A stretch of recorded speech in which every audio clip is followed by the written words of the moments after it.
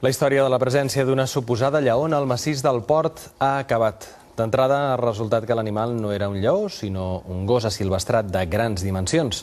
I davant de la impossibilitat de capturar-lo i el fet que podia ser perillós, Víctor Sorribes, els agents han optat per abatre'l.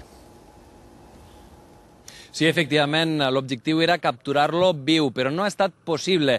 I com que era perillós, com tu ben bé has dit, doncs se l'ha abatut a trets, poc abans de les 8 del vespre. Finalment no era una lleona, era un gos de grans dimensions, de color beix, de 1,55 m de llargada, de 65 centímetres d'altura. Finalment, l'efectiu ha muntat tota la tarda als voltants de la granja, on acudia a alimentar-se de pollastres morts, ha funcionat, tot i que no se l'ha pogut capturar viu, amb els paranys que els agents rurals havien preparat amb l'objectiu de capturar-lo viu.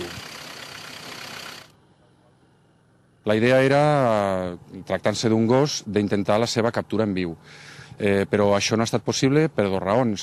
Una, perquè tot i que hem esperat a veure si entrava a la caixa trampa en el moment que l'hem vist, perquè hem tingut molta ocasió de poder haver-lo abatut abans, ens hem esperat a veure si finalment entrava en la caixa trampa. Com que això no ha passat i ja hi havia la possibilitat de que marxés, doncs el que hem fet ha estat disparar-li.